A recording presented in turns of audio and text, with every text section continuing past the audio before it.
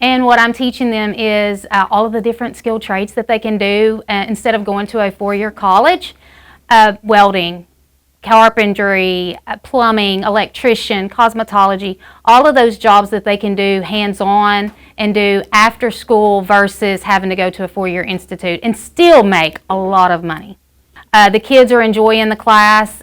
The reward is seeing the smiles on their face when they use a skill saw for the first time, a circular saw. You know, they're scared of it, and then they use a jigsaw, and then they're like, oh my gosh, that was so cool. So when they start to build something and they see the end product from just a few scraps of wood laying on the ground to now, oh wow, that's actually something I've built, and I can do this on the weekend now, and I can make money. So that's been the biggest reward. The skills we've been learning, it teaches you how to use power tools and how to measure and how to properly put stuff together. And you can use that to build what we're building here, bucket planters. And they're like a staircase of plants. So you have a bottom row, a mid row, and a top row.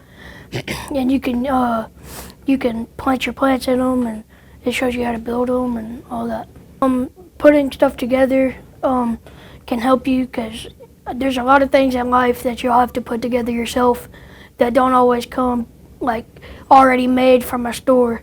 And sometimes it's even cheaper to build it yourself than buy it from a store. We've learned how to paint, we've learned how to cut wood, we've learned all about the different skilled trades. We have toilets over there for plumbing, we have learned about cosmetology, and we've mostly focused on carpentry and stuff like that because we cut wood and paint the wood. So, you really learn your social skills by talking to others because you have to work together and you have to tell each other what to do. And you have to be very careful, so you're really learning how to do things in life. Probably, I really didn't think we were going to learn, I didn't think she was going to let us cut or anything like that because it's dangerous and I didn't know we were allowed to do that in school. And I also didn't think that we were going to be allowed to just be control of our own learning and things like that. Normally the teacher teaches you stuff, but we're in control of our own learning really in here.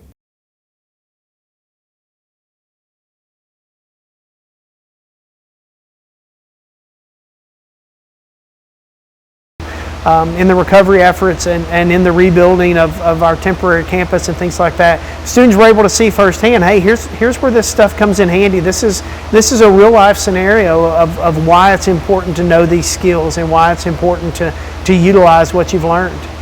So, you know, with CTE, you don't necessarily have a textbook that you can go back to. In Miss Jordan in the skilled trades class, there's not a textbook for that. You just have to know or be willing to be flexible and stretch your horizons a little bit and really kind of make it your own. Know your students, know your community. One of the things that we do as CTE coordinators is we have to be able to assess what the needs are here in our community and make sure that we're actually putting that into use in our schools.